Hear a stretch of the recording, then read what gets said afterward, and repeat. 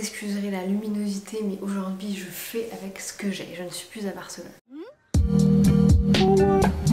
Salut à tous, c'est Aude et j'espère que vous allez bien. On se retrouve aujourd'hui pour une nouvelle vidéo. Dans la vidéo d'aujourd'hui, comme vous l'avez vu, on va être encore une fois sur un nouveau tuto Notion. On va parler de process. Les process, j'ai l'impression que ça donne la chair de poule à la plupart des gens. Je vous assure que les process, ils sont là justement pour vous enlever de la charge mentale, pour vous faire gagner en efficacité et tout simplement pour vous faire kiffer. Aujourd'hui, j'ai pas juste envie de vous expliquer comment créer un tableau de process sur Notion. On y viendra éventuellement à la fin de la vidéo, mais avant ça, j'ai vraiment envie que vous compreniez les étapes à passer afin de créer en fait tous les process dont vous avez besoin pour votre entreprise, que ce soit pour développer votre entreprise, pour faire de la délégation ou tout simplement parce que vous avez envie de le faire, parce que vous kiffez mettre en place des process.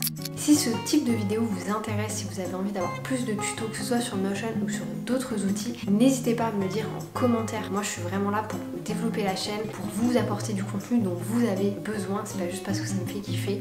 Donc n'hésitez pas, je lirai tous les commentaires et si je peux créer d'autres types de templates, je le ferai avec plaisir. Pour vous dire, là il y a à peu près 10-15 autres tutos qui vont arriver. À partir de maintenant, normalement le mardi, on sera sur une vidéo un petit peu plus chill ou un petit peu plus tournée business. Et le vendredi, on sera vraiment sur un tuto Notion. Aujourd'hui, on va du coup utiliser ce que moi j'appelle personnellement Whimsical et également l'outil Notion. Pas besoin de plus de blabla, je vous laisse avec la vidéo, on se retrouve à la fin. Aujourd'hui, on ne va pas parler uniquement de Notion, on va aussi parler de Whimsical. Ce sera un petit peu un duo tuto pour la vidéo d'aujourd'hui. Donc avant qu'on commence, j'ai envie qu'on établisse un petit peu un socle en ce qui concerne les process. C'est quoi un process? À quoi ça sert un process? Pourquoi est-ce qu'on met en place un process? Donc un process, tout simplement, c'est le terme anglais qui est beaucoup utilisé en français. Ça veut tout simplement dire procédure. Qui dit procédure dit tout simplement suite d'étapes, d'une étape 1 à une étape X afin d'obtenir un résultat bien particulier. Pourquoi est-ce qu'on met en place des process? Pourquoi est-ce qu'on met en place des procédures dans son business? Tout simplement pour gagner en efficacité ou alors quand on décide de faire de la délégation. Quand vous allez décider de faire de la délégation dans votre business, dans votre entreprise, peu importe, vous allez devoir avoir des process, des procédures en place. Sinon, c'est beaucoup trop compliqué de faire de la passation d'informations, du développement humain si vous n'avez pas des process qui sont clairs. Mettons de côté le fait de la délégation. Si vous êtes seul, si vous avez tout simplement envie de gérer, de développer votre business seul, vous avez également besoin de mettre en place des process. Qui dit process, dit vraiment efficacité. Quand vous allez faire une tâche, même si c'est une tâche que vous faites souvent, très souvent, on va avoir tendance à faire OK.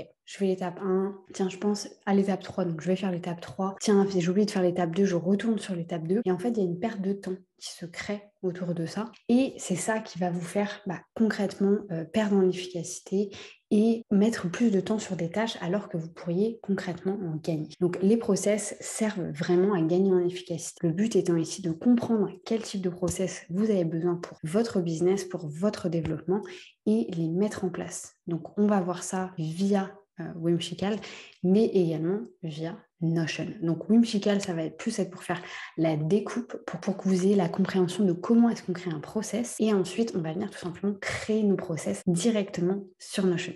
Donc je vous propose qu'on commence. Alors pour prendre un exemple qui va être facile à faire, je vais tout simplement prendre mon exemple. Donc on va prendre Fundamental Consulting. Donc la première chose à faire quand vous avez envie de travailler sur vos process, c'est d'établir vos différents pôles de travail, c'est-à-dire les différents pôles sur lesquels vous allez travailler, que ce soit pour faire du business ou que ce soit en fait des pôles tout simplement opératifs. Donc vous allez faire de l'opération, que ce soit tous les jours, toutes les semaines, tous les mois. Il faut que ces différents pôles apparaissent sur vos process. Je vous explique rapidement personnellement mes différents pôles de travail. Alors je ne vais pas tous les mettre parce que sinon cette vidéo va durer 3 heures. Je vais vous énumérer les pôles principaux sur lesquels je travaille. Je vais avoir 5 pôles dans mon activité. Dans un premier temps, on va retrouver le pôle coaching. Donc bien évidemment, je fais de l'accompagnement, que ce soit de l'accompagnement en one-one ou que ce soit de l'accompagnement de groupe. Le pôle numéro 2, c'est la formation. Donc au-delà de faire de l'accompagnement en individuel, je crée des formations, je commercialise des formations. Ensuite, le troisième pôle de travail, on va avoir Notion. Donc vis-à-vis de Notion,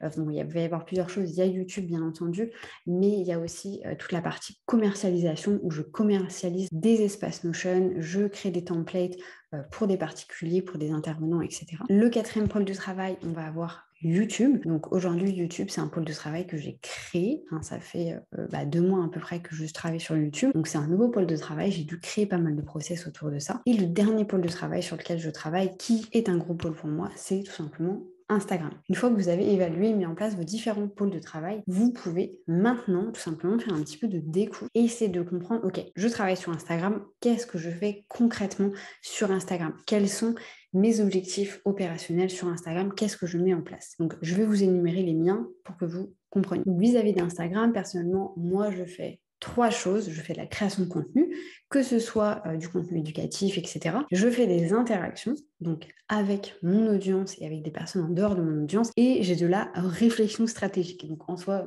on pourrait appeler ça de la stratégie. Donc ça, c'est un petit peu les 3 découpes que je vais avoir par rapport à ce pôle de travail. Donc de la création de contenu, des interactions et de la réflexion stratégique. Maintenant, la question qu'il faut que vous vous posiez, c'est ok, qu'est-ce que ça veut dire ça et qu'est-ce que j'en fais? Demain, vous avez envie de déléguer, par exemple, la partie interaction. Il faut que vous ayez du coup un process. Demain, vous avez envie de déléguer la partie création de contenu, pareil, vous devez avoir un process. Si on prend l'exemple de la création de contenu, dans un premier temps, il va y avoir différents types de création de contenu. Donc là, comme je vous l'ai mis, il y a de la création de contenu visuel, mais il y a également de la création de contenu qui va être vidéo. Donc bien entendu, ce n'est pas du tout le même process. Donc déjà, il faut commencer à faire ce genre de découpe pour essayer un petit peu de comprendre, ok, je vais avoir vraiment un process très établi en ce qui va concerner, pour les gens qui travaillent sur Instagram, les infographies, les visuels, les carousels, mes descriptions, etc. Et ensuite, j'ai un process qui est complètement différent pour la vidéo. Donc tout ça, il faut en fait toujours le travailler sous forme de découpe. Et ensuite, là par exemple, si on prend le cas d'Instagram, par exemple, vous pouvez commencer à créer votre process en ce qui concerne le contenu vidéo.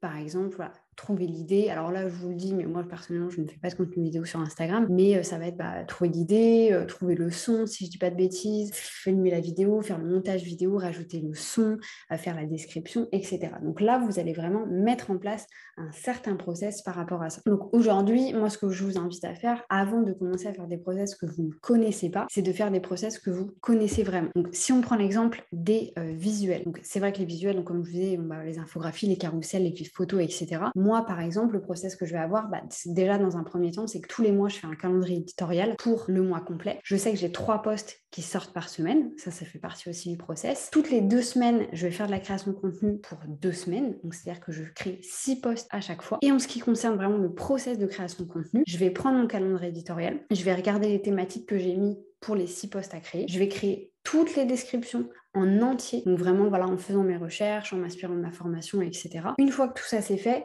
je reviens en arrière et là, je recrée tous les visuels pour absolument tout. Aussi, pour avoir une certaine continuité au niveau du feed. Donc, je regarde mes coloramas, je regarde ce que j'ai fait précédemment, etc. Une fois que tout ça va être fait, donc tout est passé sur Notion, j'ai les dates, je sais exactement quand est-ce que ça va être posté, etc. Je vais tout simplement pousser mon process sur Google Calendar. Donc, sur Google Calendar, j'ai aussi un process, c'est-à-dire que je sais jusqu'à quand j'ai du contenu et le jour, par exemple, j'ai du contenu jusqu'au 4 juillet. Le jour du 4 juillet, je sais que j'ai un pan, du coup, création de contenu. Ou potentiellement, ça va être 2 jours avant, je vais avoir un pan création de contenu. Donc, je sais que j'ai mon organisation pour créer du contenu pour les 2 prochaines semaines. Donc, tout ça, ça fait partie du process. Là, je vous l'explique très rapidement parce que j'ai pas envie de me focuser sur Instagram. Mais voilà, il faut que vous ayez vraiment cette conscience de toutes les étapes que vous allez avoir. Je ferai aussi une vidéo pour vous expliquer exactement comment moi, je m'organise sur Instagram par rapport à ma stratégie. Qu'est-ce que je mets en place? Comment est-ce que je fais mon calendrier éditorial? Comment est-ce que je fais ma découpe pour savoir exactement de quoi j'ai envie de parler, quand j'ai envie d'en parler, etc. Donc voilà pour la petite parenthèse, mais on en parlera très bientôt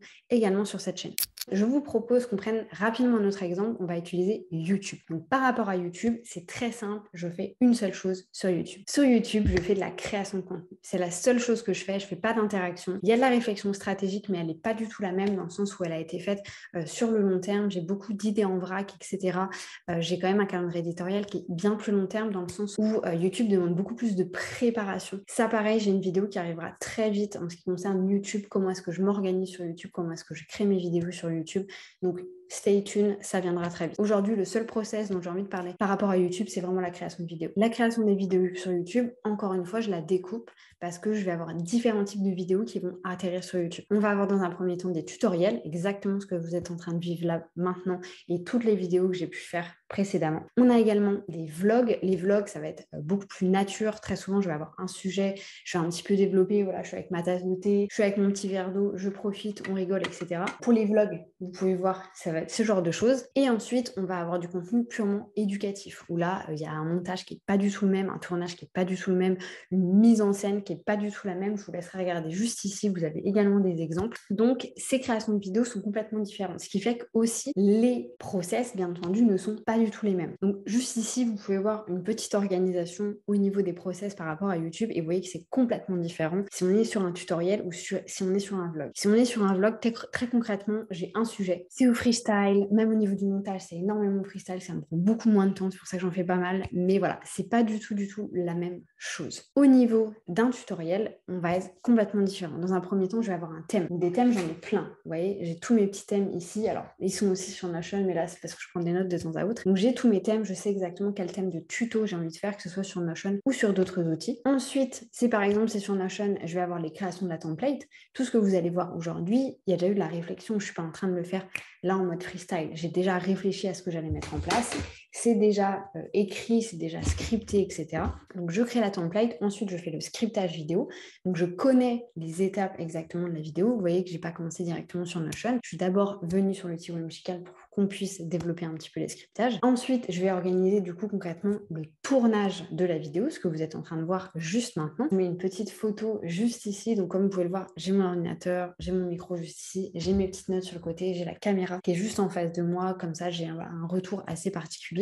Donc, tout ça, ça fait partie du tournage. Et ensuite, en ce qui concerne le montage, donc il va y avoir plusieurs étapes en ce qui concerne le montage. Dans un premier temps, je vais exporter la vidéo de mon écran. Dans un deuxième temps, je vais exporter la vidéo que je suis en train de filmer sur ma caméra. Je vais faire la synergie des deux en choisissant le meilleur son. C'est le son qui vient directement du micro ou c'est le son qui vient du micro Rode qui est juste ici. Ensuite, je vais exporter toute cette partie-là. Et dans un deuxième temps, je vais commencer à faire la découpe, etc.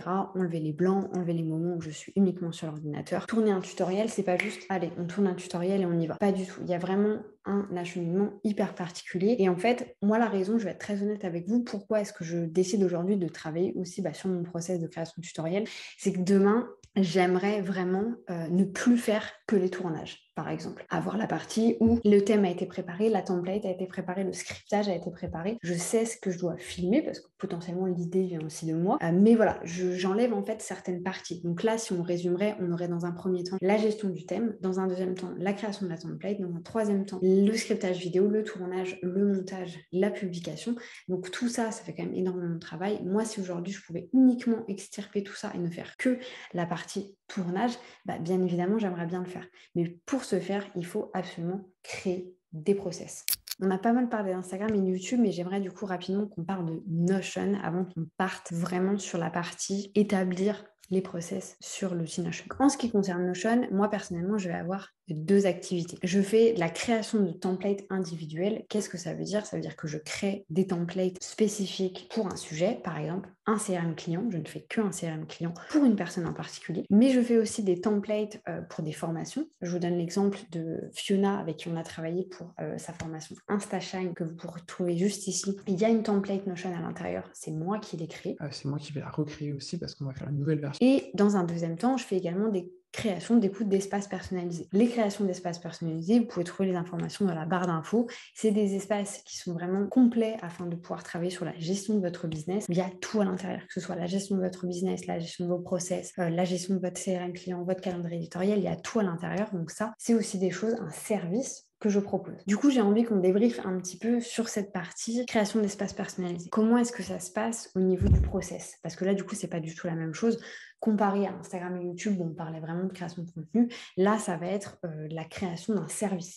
On se retrouve sur Notion, donc je pense que vous reconnaissez Notion comme d'habitude. On arrive ici et du coup là on est vraiment sur ma checklist espace Notion. Donc la checklist espace Notion, ça fait pas longtemps que je l'ai créée, j'ai vraiment commencé à la créer petit à petit. Donc ici, bon là vous voyez des personnes à qui j'ai déjà préparé des espaces Notion. Donc en fait à chaque fois que j'ai un nouveau client, j'ai ici une template qui est pré-préparée qui s'appelle nouvel espace sur laquelle je peux cliquer et en fait ça va me créer un espace exactement comme celui-ci. À l'intérieur, moi je l'ai formulé de deux manières. Dans un premier premier temps, j'ai vraiment l'espace création et dans un deuxième temps, j'ai vraiment l'espace roadmap. L'espace création va me permettre de créer tout ce dont j'ai besoin pour ensuite faire la roadmap. Je vous propose qu'on le découvre directement ensemble. Donc moi, au niveau de mon process, j'ai 4 étapes. La première étape, c'est la validation du projet. La deuxième étape, c'est la création des canevas. Troisième étape, la personnalisation. Et quatrième étape, les détails. Donc dans l'étape 1, on va avoir dans un premier temps la visio via Calendly. Pour moi, c'est important de le faire, même si je ne le fais pas toujours. Ça dépend vraiment de ma relation avec la personne. Mais la plupart du temps, il y a quand même une visio qui se passe afin d'être sûr que la personne comprend bien ce que moi je délivre et que c'est bien ce dont elle a besoin pour elle. Ensuite, il y a du coup la récupération des identités visuelles, donc tout ce qui va être couleur, police, etc. parce que tout est personnalisé. Ensuite, un petit point sur les besoins spécifiques de la personne. Donc comme je vous l'ai dit, la plupart du temps, je vends des espaces qui sont extrêmement classiques, où il y a vraiment à chaque fois la même chose à l'intérieur. Néanmoins, si la personne a besoin d'un truc vraiment particulier, d'une template vraiment particulière, je suis ouverte à la créer, bien entendu. Et du coup, une fois que j'ai toutes ces informations-là, je fais un mail récapitulatif pour être sûr qu'on s'entende bien et qu'on valide ensemble le projet. Donc ça, c'était l'étape 1. Ensuite, on va voir l'étape 2. Donc étape 2, c'est la création des canevas. Les canevas, c'est quoi? C'est des canevas tout simplement de personnalisation que j'utilise pour les espaces Notion. Donc il y a des canevas pour tous les mois de l'année. Il y a des canevas pour tous les titres que je vais mettre du coup dans ces formations. Je pense que vous voyez de quoi je parle. Si vous allez voir la vidéo tuto sur les espaces de formation, les espaces membres, j'utilise beaucoup d'images. C'est ça dont je parle. Et ensuite, on va avoir les canevas bannières. Donc les canevas bannières, c'est vraiment les bannières couverture du haut de votre page en fait de Notion. Tout ça, une fois que moi je les ai créés avec l'identité visuelle de la personne, je la fais valider par le client. Parce que si la personne veut faire des modifications, autant qu'elle fasse les modifications directement. Forcément, moi, ça va m'éviter d'ensuite devoir faire des modifications ou par la suite, au client en particulier, de faire des modifications par lui-même. Le but de créer ces espaces Notion pour les personnes, c'est aussi qu'eux gagnent en efficacité, mais pas à le faire eux-mêmes.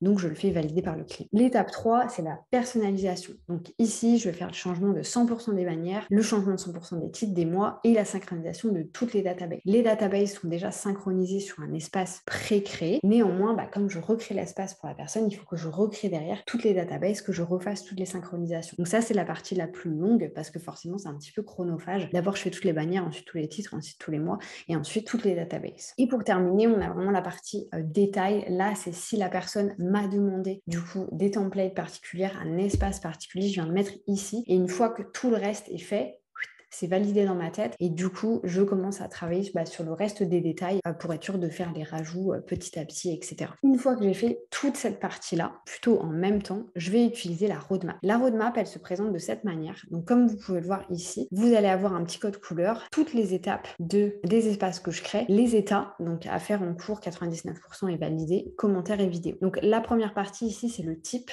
Si on est sur un type jaune, c'est que ça n'a rien à voir. Donc là, comme vous voyez, c'est la création des liens. Si on est sur un type bleu, ça veut dire que c'est une page principale. Et si on est sur un type mauve, ça veut dire que c'est une page secondaire. Donc c'est juste pour moi pour avoir mon code couleur. Ensuite, au niveau des états, donc on va avoir à faire, ça veut dire que c'est pas commencé, c'est l'état de base. L'état en cours, ça veut dire que je suis en train de travailler dessus, mais je l'ai pas fini forcément. L'état 99, ça veut dire que c'est terminé. Et ensuite, une fois que tous mes états sont à 99, je refais un dernier check où là, je valide tout à 100%. Et en fait, le but étant que moi, j'aimerais déléguer également cette partie-ci, c'est déjà prévu avec mon bras droit Jade. Et du coup, elle, en fait, ira jusqu'à l'état 99%.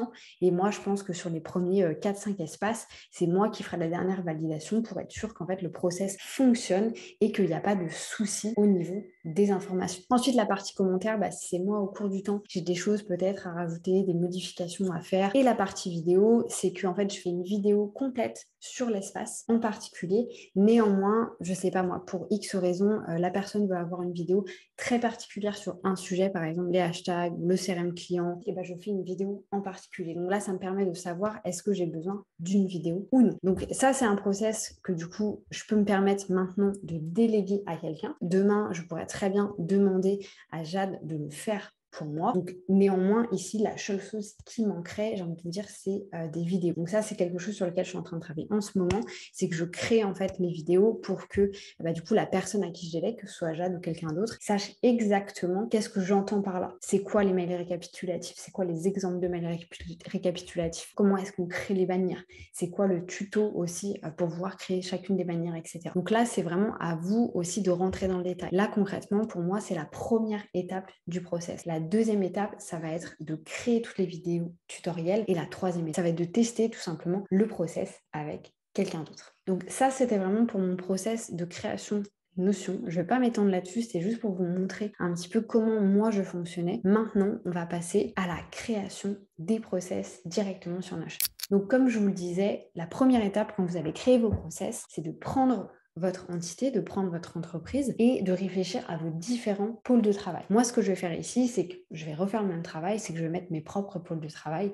Comme ça, vous aurez une vraie idée de ce dont je parle. Dans un premier temps, ce qu'on va faire, c'est bien entendu de créer une database. Moi, je fais toujours en vue table parce que je trouve ça plus facile. Donc là, je viens créer une nouvelle database. Donc celle-ci, on va l'appeler Process Fundamenta et on va créer les différentes étapes. Dans un premier temps, je pense qu'on va tout simplement rajouter le nom des tâches. Donc ici maintenant, on a nos tâches. Et dans un deuxième temps, comme je vous le disais, une fois que vous avez votre entité, il faut vraiment avoir tous vos pôles de travail. Nous, on va venir ajouter nos différents pôles de travail. J'ai du coup rajouté mes pôles de travail, donc exactement les mêmes pôles dont je vous parlais tout à l'heure. Donc on a le coaching, la formation, YouTube et Instagram et Notion. Ensuite, on va venir ajouter les jours de la semaine. Je vais vous expliquer juste après pourquoi. On a maintenant nos différents jours de la semaine. Pourquoi est-ce que j'ai décidé de les rajouter? Tout simplement parce que personnellement, moi je trouve ça très utile quand on délègue et quand on délègue à plusieurs personnes d'avoir en fait un petit peu sous forme de planning qu'est-ce qui doit être fait au cours de la semaine. Je vous donne mon exemple avec YouTube. Je sors une vidéo tous les mardis et tous les vendredis. Ce qui fait que forcément le lundi et le jeudi, soit je fais du montage vidéo, soit je fais de la programmation vidéo et je sais que potentiellement le week-end, je vais filmer la vidéo pour le mardi. C'est exactement ce qui est en train de se passer. On est samedi 23 juillet. Je suis en train de filmer une vidéo qui va sortir du coup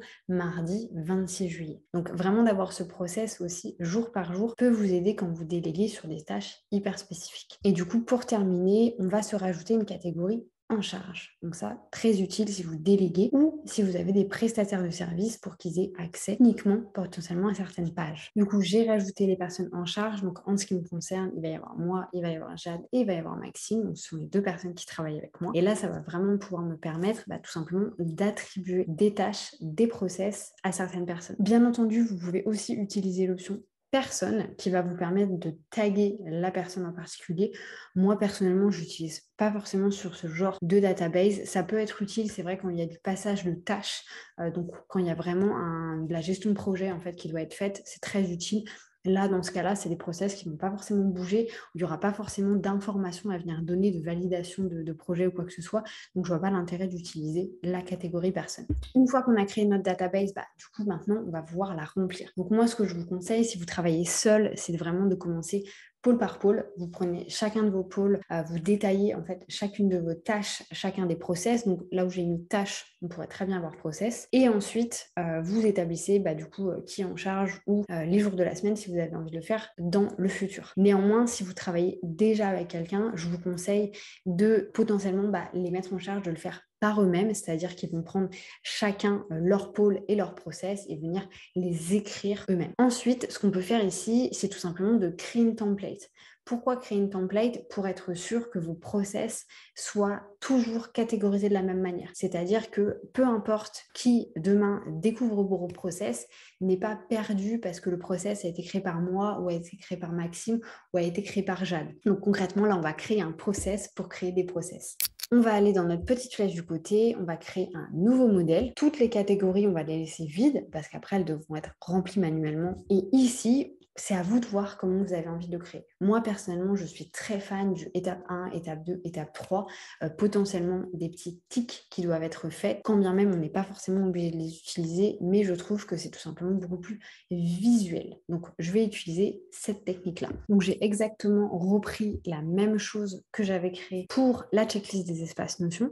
Donc, d'étape 1 à étape 4. Alors, bien entendu, vous pouvez en rajouter autant que vous voulez, c'est vraiment à vous de voir. Et ensuite, à l'intérieur, donc moi, j'ai créé des étapes un petit peu sous format checklist, mais aussi vraiment un espace tuto, ce qui va permettre en fait de pouvoir rajouter des vidéos si besoin. Je vous donne l'exemple de montage YouTube. Forcément, ici, même si vous expliquez, quand tu fais du montage YouTube, dans un premier temps, tu exportes la vidéo. Dans un deuxième temps, tu vas commencer à faire la découpe de la vidéo, à rajouter des effets, à rajouter du texte, à rajouter des transitions. Ça a besoin d'être visuel. Donc, vous allez avoir besoin de faire des tutos derrière. C'est fondamental. Donc, moi, ce que je vous conseille, c'est que si vous avez le temps de le faire pour vos process, c'est de directement commencer à faire des tutos de temps à autre, pouvoir vraiment alimenter un petit peu cette base de données. Il ne faut pas voir cet espace comme il faut que tout soit fait demain. Si je commence à le faire demain, il faut absolument que tout soit terminé. Absolument pas. Mettre des process en place, mettre des bons process en place, ça prend énormément de temps. Vous allez devoir le tester, vous allez devoir voir si ça fonctionne, le tester potentiellement avec d'autres personnes, etc.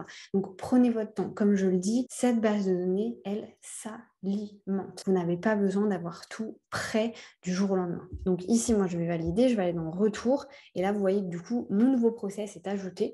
Donc à chaque fois que je rajouterai une nouvelle tâche, je vais avoir la possibilité de rajouter le process qu'il y a derrière. Au niveau des process, on va faire quelques exemples. On va prendre un des pôles qui est le pôle formation. Le pôle formation, alors moi, je n'ai pas de jour en particulier, donc je n'ai pas besoin de mettre de jour. C'est moi qui suis en charge du pôle formation pour l'instant, mais pas de tout d'ailleurs. Donc, on va pouvoir voir par rapport à ça. Donc, au niveau pôle de formation, par exemple, une des tâches pourrait être de créer un document de présentation. Donc là, ce que je vais pouvoir faire, c'est que je vais aller directement soit dans Ouvrir, soit je peux mettre mon texte ici. Vous allez voir que Notion a une nouvelle fonctionnalité, comme vous pouvez le voir ici, le petit logo a changé, ce qui va vous faire une ouverture en aperçu latéral. Si vous appuyez ici, avant, ça vous ouvrait une page en fait au milieu de tout. Maintenant, ça vous ouvre sur le côté. Alors, je ne sais pas si c'est utile ou pas, on verra ça dans le temps. Donc, par exemple, ici, ça pourrait être création d'un PPT de formation. Donc là, en soi, je reviens sur ce que j'ai dit, je ne suis pas la seule personne en charge, donc je vais changer la propriété, je vais la mettre en multisélection. Parce que ici, Jade m'aide beaucoup là-dessus. Ici, du coup, je vais créer un nouveau process. Donc, comme je vous l'ai dit, je n'ai pas besoin de jour particulier. L'étape 1 de la création d'un PPT de formation, c'est tout simplement de valider le module en fonction de la structure qui a déjà été faite. Donc, dans un premier temps, je vais aller valider le module. Quelles sont les étapes de cette validation de module? La première étape, c'est d'aller vérifier la structure. Qu'est-ce que j'entends par vérifier la structure de la formation? C'est tout simplement que moi, personnellement, mes formations, j'ai toute une structure, c'est-à-dire que la plupart d'entre elles, j'ai 4 parties avec des modules à l'intérieur.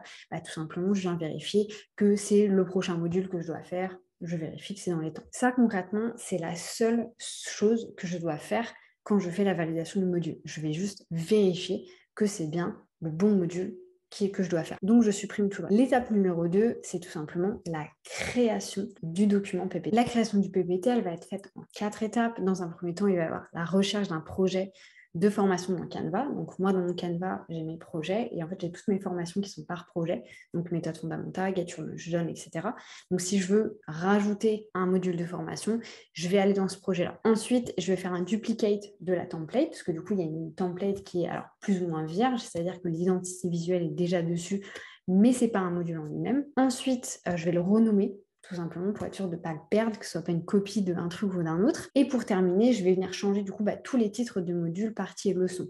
Donc moi, la plupart de mes formations en fait sont faites sous forme de parties. Donc il va y avoir partie 1 par exemple, et à l'intérieur de la partie 1, il va y avoir des modules. Donc là, je viens changer tout aussi en fonction de la structure. Parce que du coup, comme je vous disais, dans la validation du module, qui est juste ici, moi j'ai déjà la structure. Je vous donne un exemple. Dans une de mes formations, j'avais fait, je vous mettrai une petite vidéo ici, j'avais fait du coup une mise à jour sur le business model et à l'intérieur, il y avait plusieurs modules. Il y avait un module sur l'écosystème d'offres, sur l'écosystème stratégique, sur le canal d'acquisition. Donc ça, du coup, c'est pour notre étape 2, création du PPT. Et ensuite, étape 3, on va tout simplement avoir édition du PPT. Donc vraiment, tout ce qui va être recherche, mettre les informations, etc.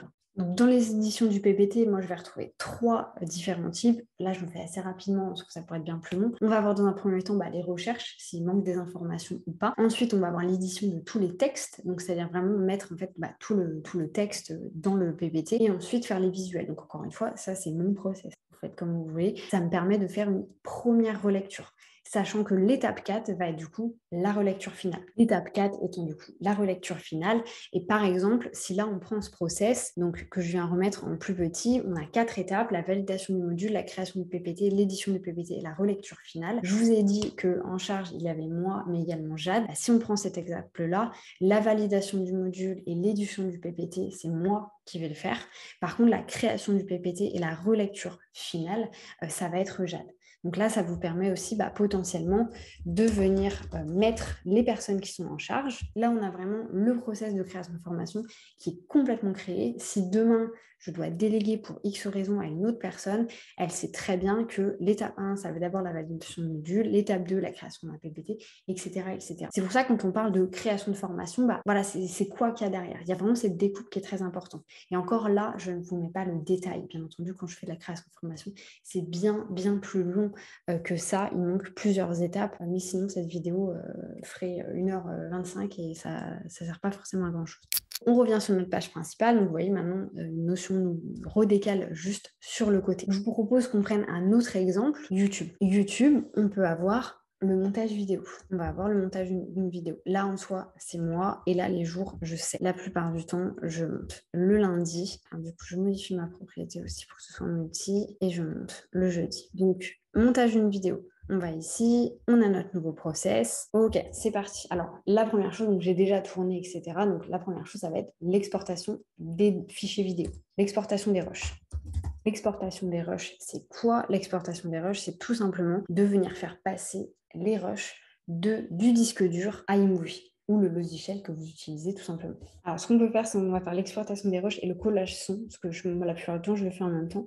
Donc, d'abord, je vais les prendre du disque dur, je vais les mettre sur iMovie. Donc là, bien entendu, pour l'expliquer, la meilleure façon de le faire, c'est de venir faire un petit tuto. Ensuite, la deuxième chose que je vais faire, c'est du coup faire venir le collage en fait sur iMovie. Quand je parle de son, c'est que par exemple, moi sur une vidéo comme celle-ci, je vais enregistrer mon écran d'ordinateur avec ce micro et la caméra a aussi un micro. Je vais venir voir quel est le meilleur son et en fonction de ça, je vais voir ce que je fais. La plupart du temps, c'est quand même des vidéos qui sont filmées uniquement avec la caméra, donc j'ai pas de collage de son à faire. Mais voilà, s'il y a du collage de son à faire, il faut le savoir et du coup, ça permet de aussi venir créer un tuto en fonction de ça. Une fois que le collage de son ou pas collage de son a été fait, j'exporte la vidéo. Pourquoi est-ce que j'exporte la vidéo s'il y a du collage de son qui a été fait? Tout simplement pour pouvoir réduire un petit peu la taille en fait de la vidéo, pouvoir effacer tous les rushs. Pourquoi? Parce que quand vous allez faire du montage, ça va vous prendre énormément en fait de capacité sur votre ordinateur. Ça, c'est vraiment un détail. L'étape numéro 2, comme vous vous en doutez, ça va être la première étape du montage, c'est-à-dire la découpe et les effets visuels. Alors, au niveau de la découpe et des effets visuels, chacun fait comme il veut, parce que moi, j'ai pas envie de le faire après, je préfère le faire en même temps, ça me permet d'avoir déjà une première visibilité sur la vidéo. Donc ici, la première étape du découpage des effets visuels, c'est que moi, je re-regarde toute la vidéo. Et si la vidéo est longue, je prends des notes, parce qu'il y a des moments où j'ai bugué, il y a des moments où j'ai dit des choses que j'avais pas besoin de dire, donc j'ai besoin ensuite de venir vraiment enlever certaines parties. Donc prise de notes sur les moments de blanc ou les moments de raté, par exemple. Ensuite, du coup, il y a le découpage, et au même moment, il va y avoir le rajout des effets visuels. Comme vous le voyez, vous allez vous dire, mais effets visuels, zoom in, zoom out, ça ne veut rien dire, encore une fois. Oui, ça ne veut rien dire, encore une fois. Moi, je le comprends. Mais en fait, ce genre de choses, vous pourriez l'expliquer avec 100 lignes de texte, ça ne servirait absolument à rien. Ce genre de choses, vous avez absolument besoin d'avoir un tuto derrière. C'est pour ça que c'est très important de d'abord faire cette découpe textuelle et ensuite de venir faire vos tutos quand vous allez vous rendre compte comment est-ce que j'explique du découpage ou des effets visuels par texte. Impossible. Je suis obligée de faire une vidéo qui va venir l'expliquer. Donc voilà pour une première partie par exemple de comment le montage vidéo serait fait. Une fois que les effets de zoom in, zoom out sont faits, je viens aussi en même temps rajouter les transitions. Alors, les transitions, c'est quoi? En fait, c'est juste des effets un petit peu visuels pour casser un petit peu le rythme de la vidéo et la rendre un petit peu plus attrayante. Une fois que tout ça c'est fait, je laisse la vidéo sur iMovie et moi, personnellement, je viens faire les rajouts de texte. Les rajouts de texte, c'est quoi? C'est tout simplement, il y a des moments, en fait, où j'ai envie de faire des rajouts de texte parce que je parle d'un truc, je vais dire quelque chose, faites attention, je vais marquer, faites attention. C'est hyper important d'avoir aussi ces moments-là clés. Donc là, moi, ce que j'aime bien faire, c'est je revois 100% de la vidéo et je fais du coup de la prise de notes pour savoir à quel moment il faut que je rajoute du texte. Si je sais, parce que j'ai déjà vu la vidéo, que j'ai pas beaucoup de texte à rajouter, je vais créer le texte directement. Sinon, je vais vraiment faire de la prise de notes, création des textes ensuite sur Canva et du coup, pour terminer, je vais tout simplement venir coller mes textes au bon endroit. Là, je considère que ma vidéo, elle est presque terminée. Et donc, moi, personnellement, il y a une étape avant d'exporter la vidéo, c'est que je fais les chapitrages. Comme vous le savez, sur YouTube, il faut mettre les chapitres. Et en fait, moi, j'ai pris l'habitude, à chaque fois que j'ai un nouveau chapitre, de mettre une transition. Donc, en fait, comme je peux voir mes transitions directement sur le montage, je vais aller checker toutes mes transitions et je vais venir noter. Ok, à telle minute, c'est l'intro. À telle minute, c'est la partie 1. À telle minute, c'est la partie 3, etc. Donc là, je viens mettre mes chapitres et en fait, je les note sur mon carnet parce que du coup, moi, la manière dont je fonctionne, c'est que d'un côté, je vais avoir le script de la vidéo, de l'autre côté, je vais avoir les chapitrages ou les informations par rapport au montage, par exemple, les textes à rajouter, etc. Donc là, je vais mettre mes chapitres. Et une fois que tous mes chapitres sont écrits, que toutes mes transitions sont faites, que tous mes textes sont là, cette fois-ci, je viens faire l'exportation. Ce que j'ai vraiment envie que vous compreniez ici, c'est que tout ça, ça prend du temps à mettre en place. Pourquoi est-ce que je le sais? Parce que je l'ai déjà fait, parce que je l'ai déjà testé. Donc, testez-le par vous-même, voyez ce qui fonctionne avec vous, voyez ce qui ne fonctionne pas, et ensuite, vous pouvez aviser. Donc ici, moi, j'ai toutes mes étapes. Maintenant, je peux refermer, et ça me permet, si demain, je décide de prendre un monteur vidéo, il suffit d'aller à l'intérieur ici, de regarder comment moi, je fais ma découpe de vidéo, de regarder tous les tutoriels qu'il y a derrière, et il sait comment faire mes process. Ce qui va être intéressant après, c'est vraiment de travailler avec les différentes vues. Comme vous pouvez le voir ici, on a une première vue qui est la vue liste, c'est la vue de base. C'est comme ça que j'ai créé du coup la template avec les différents pôles, les différents jours et les différentes personnes en charge. Mais j'ai également créé une vue par pôle qui se fait du coup du point de vue tableau Kanban. Et ici, du coup, on peut voir tout ce qui va être pour le coaching, la formation Instagram, YouTube. J'ai également créé une vue en charge. Donc là, ça permet à chaque personne de savoir quel process lui correspond. Et pour terminer, on va avoir vraiment une vue par jour. Alors là, en soi, ça va vraiment dépendre, comme je le disais au début de la vidéo, de comment est-ce que vous vous organisez. Si vous avez besoin d'avoir une vue par jour, potentiellement, si vous avez des routines d'engagement ou des process qui doivent être faits à des jours bien précis, c'est utile. Sinon, vous n'en aurez pas forcément l'utilité. Pour créer ce type de vue, vous allez tout simplement cliquer sur plus, ce qui va vous permettre de rajouter une vue. Vous allez choisir le tableau Kanban. Donc, comme vous pouvez le voir, c'est bien mis, une vue idéale pour suivre l'état d'avancement de vos projets, mais c'est tout simplement en fait une vue qui va être plus ergonomique pour les personnes suivant quel type d'informations elles ont envie de voir.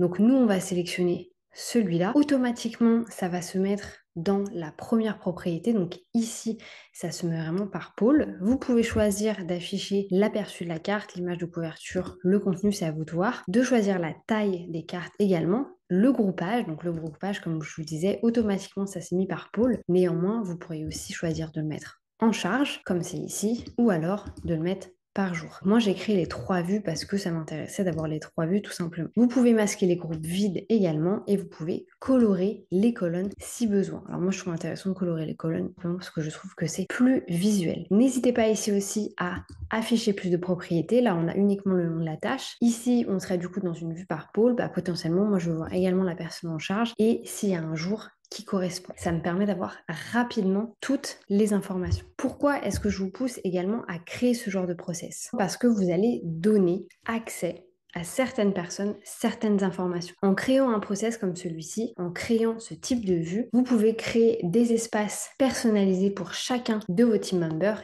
et du coup leur donner accès uniquement à leur process. Vous pouvez bien sûr donner accès à tous les process, en soi ce n'est pas très grave, mais si vous voulez leur donner accès uniquement à leur process, vous pouvez le faire en ajoutant cette database et en jouant tout simplement avec les filtres. Ça peut être une des solutions. Donc, par exemple, moi, je sais que j'ai un espace, j'ai un espace avec Jade, j'ai un espace avec Maxime.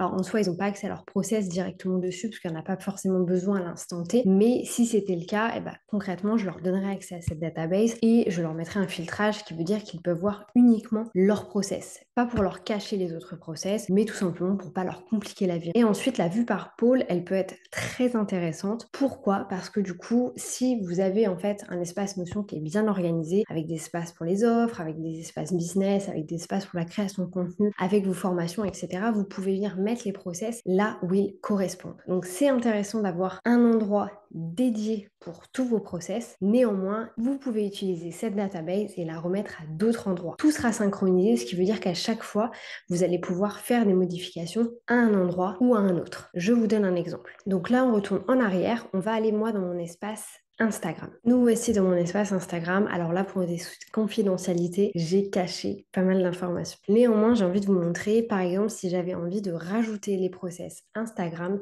directement dans la page Instagram, comment est-ce que je ferais ça? Je vais tout simplement faire mon tiret du côté, aller sélectionner database, je peux prendre la vue sur table, peu importe. Je vais cliquer dessus, ça va me donner automatiquement l'opportunité de choisir une base de données. Donc ici, moi, je veux la base de données gestion de process haute. Je clique dessus, automatiquement, ça va me mettre la vue classique liste. Alors bien entendu, ici, je peux décider de rester dans cette vue-là ou alors je peux aller dans la vue par pôle. Si je sélectionne la vue par pôle, je vais avoir cette vue-ci et par exemple, moi, j'ai envie de voir que Instagram. Et bien, je peux tout simplement filtrer par pôle, sélectionner Instagram et du coup, ici, je ne ferai que les process Instagram. Si j'avais envie de rajouter une autre vue, je pourrais tout simplement aller dans plus, resélectionner la même base de données. On me donnera encore l'opportunité de choisir une vue existante. Je peux choisir ma vue par liste. Et ici, encore une fois, je peux filtrer par pôle et sélectionner Instagram. Et ici, je ne verrai que les process qui sont en lien avec Instagram. Et ça, je peux faire exactement la même chose, par exemple, dans l'espace qui est pour Maxime ou dans l'espace qu'avec Jade, en sélectionnant la vue en charge et en leur attribuant uniquement les tâches qui leur correspondent.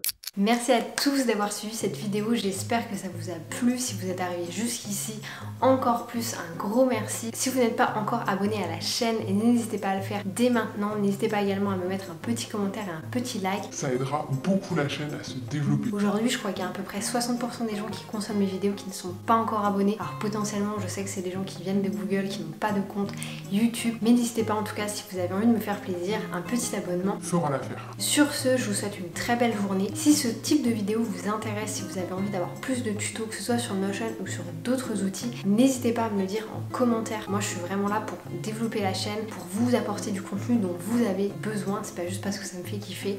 Donc n'hésitez pas, je lirai tous les commentaires et si je peux créer d'autres types de templates, je le ferai avec plaisir. Pour vous dire, là, il y a à peu près 10-15 autres tutos qui vont arriver. À partir de maintenant, normalement le mardi, on sera sur une vidéo un petit peu plus chill ou un petit peu plus tournée business. Et le vendredi, on sera vraiment sur un tuto Notion. Sur ce, je vous souhaite une très belle journée, je vous embrasse et à bientôt!